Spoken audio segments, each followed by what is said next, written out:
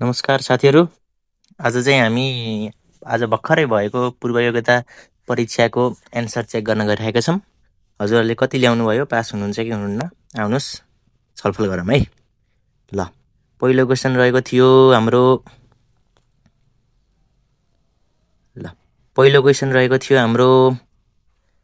तल दिएका भनाइहरू अध्ययन गर्नुहोस्। गण्डकी साक्षर प्रदेश घोषणा भएको प्रदेश हो, यो चाहिँ सही हो है साथीहरू। त्यसपछि मध्य प्रदेश साक्षर हुन बाँकी छ, यो नि सही छ। त्यसपछि सबै नेपालका सबै प्रदेश साक्षर भएका छन्, यो चाहिँ गलत छ है साथीहरू। त्यसरी यसको एन्सर चाहिँ अप्सन नम्बर बी करेक्ट छ है। अब त्यसपछि प्रश्न नम्बर 2 तिर जाम। प्रश्न नम्बर 2 तिर जाम। 2 मा ले भनेको छ which of the following is the latest public enterprises भनेको छ। हाल भर्खरै भएको कुन हो भनेको छ, यो चाहिँ सिडिएस हो है, CDS and clearing limited, option number A. त्यसपछि हाम्रो क्वेसन नम्बर 3 मा भनेको छ नेपालको 15औं योजनाको कुल लगानी अनुमान कति रहेको छ। यसको एन्सर चाहिँ अप्सन नम्बर सी हो है साथीहरू, 9229 बिलियन। त्यसपछि हाम्रो अप्सन नम्बर 4 मा रहेको छ, क्वेसन नम्बर 4 मा रहेको छ इन द कन्सेप्ट राज्यमा कानुनको आवश्यकता सन्दर्भमा देखाएको मध्ये कुन अमिल्दो छ भनेको छ। यसको एन्सर चाहिँ अप्सन नम्बर बी हो है, अप्सन नम्बर बी। अब क्वेसन नम्बर 5 मा जाम। How many fundamental rights were included in the constitution of kingdom of Nepal 2047 भनेको छ। यसको एन्सर चाहिँ 13 हो है, 13 हो। त्यसपछि अब क्वेसन नम्बर 6 मा जाम। यसको जोडा मिलाउने भनेको छ। यो चाहिँ अब हाम्रो अनुसूची 1 भनेको झन्डा हो। त्यसपछि अनुसूची 2 भनेको गान हो। त्यसपछि 3 भनेको छाप हो र 4 भनेको हाम्रो जिल्लाको हो भनेपछि A2 C1 भनेपछि हाम्रो अप्सन नम्बर ए करेक्ट भएको छ है यसको चाहिँ। ल, त्यसै गरी हामी क्वेसन नम्बर 7 मा जाम। यो नेपालको संवैधानिक प्रावधान अनुसार वैदेशिक ऋण लिने अधिकार कुन इकाइलाई छ भनेको छ। यो चाहिँ सङ्घलाई हुन्छ है अधिकार। त्यसपछि क्वेसन नम्बर 8 मा जाम। How many articles are there in the universal declaration of human rights भनेको छ। यसको एन्सर चाहिँ यो अप्सन नम्बर बी हो है, 30। त्यसपछि क्वेसन नम्बर 9 मा जाम। यो कूटनीतिक सम्बन्धमा कायम भएको मुलुकहरूको क्रम मिलाउनुहोस् भनेको छ। यसको सही एन्सर चाहिँ हाम्रो बेलायत, अमेरिका, भारत अनि फ्रान्स हो है भनेपछि अप्सन नम्बर ए भयो। ल, त्यसै गरी क्वेसन नम्बर 10 मा जाम। कुन मितिमा राष्ट्रका प्रतिनिधिहरूले संयुक्त राष्ट्रसङ्घको बडापत्रमा हस्ताक्षर गरेका थिए भनेको छ। यसको एन्सर चाहिँ अप्सन नम्बर बी हो है, बी हो। त्यसपछि क्वेसन नम्बर 11 मा जाम। सार्कको आर्बिट्रेसन काउन्सिल हेडक्वार्टर कहाँ रहेको छ भनेको छ। यो चाहिँ 12 नम्बरमा जाम। अब the largest share holder in the Asian development bank भनेको छ। यो चाहिँ हाम्रो जापान र अमेरिका हो है, अप्सन नम्बर बी।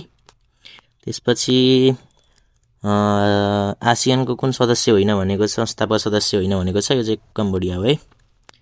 त्यसपछि 14 नम्बरमा जाम। 1 हर्स पावर भनेको कति भनेको छ। यो चाहिँ 746 हो। अप्सन नम्बर 15 मा टेलिफोनको आविष्कारक एलेक्जेन्डर ग्राहम बेल हुन्। त्यसपछि 15 नम्बर 16 मा जाम। जोडा मिलाउने भनेको छ। यो चाहिँ सिपियुले यो चाहिँ प्रोसेस गर्छ, ऱ्यामले चाहिँ टेम्पोररी डाटा स्टोर गर्छ, हार्ड ड्राइभले कम्पोज पर्मानेन्टली गर्छ र जिपियुले चाहिँ यो गर्छ है। भनेपछि D4C1 भनेपछि अप्सन नम्बर ए करेक्ट छ है। 17 नम्बरमा भिटामिन ए को कमीले लाग्ने रोग कुन हो भनेको छ। यो चाहिँ अप्सन नम्बर बी हो है, पुवर भिजन एन्ड ब्लाइन्डनेस। त्यसपछि champion of national kabaddi league भनेको छ। यो चाहिँ जनकपुर नाइट्सले जितेको है, अप्सन नम्बर सी। त्यसपछि क्वेसन नम्बर 19 भनेको छ which of the following is not a function of Nepal Rastra Bank भनेको छ। यसको सही एन्सर चाहिँ अप्सन नम्बर सी हो है, लोन दिने काम होइन। त्यसपछि अप्सन नम्बर 20 भनेको धितोपत्र बोर्डको स्थापना भनेको छ। यसको एन्सर चाहिँ अप्सन नम्बर बी हो है, 50 जेठ 25 गते। त्यसपछि क्वेसन नम्बर 21 मा जाम। सरकारी खाताहरूको अन्तिम लेखा परीक्षणको जिम्मेवारी कसले गर्छ भनेको छ। यो चाहिँ महालेखा परीक्षकको कार्यालयले गर्छ। त्यसपछि 22 नम्बरमा जाम कुन धाराले लोकसेवाले इक्जाम लिने भनेको छ यो चाहिँ धारा नम्बर 43 हो। त्यसै गरी 23 मा जाम पूर्णमेयर व्यवस्थापन करार अन्तर्गत सञ्चालनमा रहेका संस्थान तलको मध्ये कुन हो भनेको छ। यसको सेन्स चाहिँ कृषि औजार हो है साथीहरू। 24 which of the following is not the role of public enterprises in Nepali economy भनेको छ। यो अर्थतन्त्र भनेका हिसाबले चाहिँ यसको एन्सर चाहिँ अप्सन नम्बर सी हुन्छ, प्रविधि र विकास र नवपरिवर्तन। अप्सन नम्बर 25 क्वेसन नम्बर 25 मा रहेको छ एजेन्डा 21 हैन, तल दिएका संस्थान सामाजिक उत्तरदायित्व क्षेत्र कुन होइन भनेको छ। यो चाहिँ कर छली हो है। क्वेसन नम्बर 26 मा how many public enterprises are under industrial sector भनेको छ। यो चाहिँ यसको एन्सर चाहिँ 10 हो है औद्योगिक क्षेत्रमा। 27 मा रहेको छ नेपाल पूर्वाधार सेवा कम्पनी लिमिटेडलाई सार्वजनिक कुन वर्गीकरणमा राखिएको भनेको छ। यसको एन्सर चाहिँ सेवा क्षेत्र हो। नम्बर 28 मा रहेको छ नेपालको पहिलो सार्वजनिक संस्था कुन हो भनेको छ। यो विराटनगर जुट मिल भइहाल्यो, विराटनगर जुट मिल। ल क्वेसन नम्बर 29 मा कार्यालय व्यवस्थापनका प्रमुख उद्देश्यहरू सन्दर्भमा सही विकल्प छनौट गर्नुस् भनेको छ। यसको एन्सर चाहिँ अप्सन नम्बर डी हो। त्यसपछि क्वेसन नम्बर 30 मा चाहिँ तल दिएको मध्ये विद्युतीय शासन प्रणालीको फाइदा कुन होइन भनेको छ। यो चाहिँ अप्सन नम्बर सी हो है, नागरिक सहभागिता कम हुनु। अप्सन नम्बर 31 क्वेसन नम्बर 31 भनेको छ सार्वजनिक बडापत्र तहको मध्ये फाइदा कुन हो भनेको छ। यो चाहिँ ए। क्वेसन नम्बर 32 कार्यालय कार्यविधि किन आवश्यक हुन्छ भनेको छ। यो चाहिँ 32 को ए है। त्यसपछि तलका कार्यहरूको प्रक्रियागत क्रम मिलाई कुन विकल्प छान्नुहोस् भनेको छ। यो चाहिँ यसको सही अप्सन चाहिँ पहिला दर्ता, अनि तोक आदेश, अनि टिप्पणी, अनि आइबी हो, अनि निर्णय। त्यसपछि भनेपछि यसको सही एन्सर चाहिँ दर्ता यो भनेपछि अप्सन नम्बर डी हो है। ल 34 को म्याथको क्वेसन हेर्नुहोस्। एरबी 12 दिनमा गर्छन् र यसले एक्लैले 20 दिनमा गर्छ। भनेपछि बीले चाहिँ यसको एन्सर चाहिँ 30 हो है। कुनै वस्तुमा 25% छुट दिन्छ, प्रोमो कोड लागू भएर 8% नगद फिर्ता दिन्छ। अबकारी छुट भनेको सक्सेसिभ डिस्काउन्ट भनेको यसको एन्सर चाहिँ 35 हो है। त्यसपछि 36 मा what will be the ratio of simple interest earned by certain amount same rate of यति for 2 year 3 month and 3 year 9 month भनेको छ। यसको एन्सर चाहिँ 3:5 हो है। यो चाहिँ सिक्का उठाउँदा 3 र टाउको आउने सम्भावना भनेको छ। यसको चाहिँ 1/12 हो है 37 को।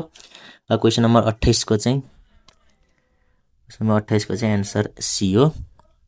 त्यसपछि क्यास्पियन सागर सम्बन्धित कुन हो भनेको छ। यो चाहिँ क्वेसन एन्सर नम्बर सी हो है, सी हो।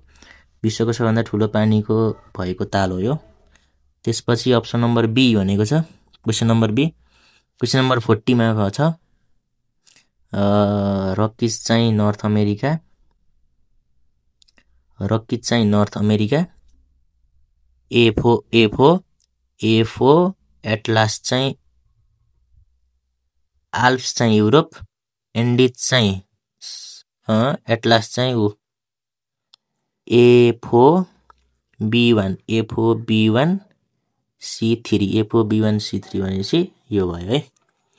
अब 41 को भनेको छ गोसाई, यो तलको भौगोलिक अवस्था सम्बन्धित गर्नु भनेको छ। यसको सही एन्सर चाहिँ गोसाइगुण्डा सिलुतीर्थ भन्ने भनिन्छ हो। त्यसपछि हाम्रो एजेन्डा क्याल्कुलेसन सम्बन्धित छ, यो चाहिँ वातावरण हो। त्यसपछि which of the following is related to goal 5 लक्ष्य नम्बर 5 मा कुन छ भनेको छ। यो चाहिँ जेन्डर इक्वालिटी छ। त्यसपछि 44 को चाहिँ प्रथम विश्वयुद्धको अन्त्य कुन सन्धिबाट भएको हो भनेको छ। यो चाहिँ भर्सली सन्धिबाट हो। राजाको पृथ्वीनारायण शाहले मकवानपुरमाथि विजय भनेको छ। यो चाहिँ भदौ 9 गते हो 1819। 46 को चाहिँ पहिलो उपकुलपति चाहिँ सुवर्ण शमशेर। लोकसेवाको पहिलो चाहिँ अनिरुद्ध सिंह। प्रधान सेनापति चाहिँ यो भीमसेन थापा। पहिलो गर्न चाहिँ हिमालयन शमशेर भनेपछि D1 C2 B3 B3 A4 B3 भनेपछि यो भयो, अप्सन नम्बर बी भयो। नेपालको कुन आदिवासी समुदायले सिरुवा पर्व मनाउँछ भनेको छ, यसको चाहिँ राजवंशी हो। 48 which of the following is awarded with Madan पुरस्कार भनेको छ, मदन पुरस्कार 2081 चाहिँ उर्मालले जितेको हो। आर्थिक सर्वेक्षणमा कुल गृहस्थ उत्पादनमा उद्योग क्षेत्रको योगदान भनेको छ, यो चाहिँ 12.83। त्यसपछि क्वेसन नम्बर 50 मा छ चालु खाताको सकारात्मक सन्तुलन केलाई जनाउँछ भनेको छ, यसको सही एन्सर चाहिँ अप्सन नम्बर बी हो है। ल धन्यवाद, मैले चाहिँ यही भयो आजको पूर्व योग्यताको एन्सर चाहिँ यिनीहरू नै हुन्। हजुरले कतिको मिलाउनु भएको छ आफै मनन गर्नु होला। ल मैले चाहिँ यहाँ भिडियो बनाउने बेला चाहिँ कुनै गलत अप्सन भनेरैछु भने चाहिँ म कमेन्टमा सच्याउने छु है साथीहरू, कमेन्ट पनि हेर्नु होला है। हस् धन्यवाद।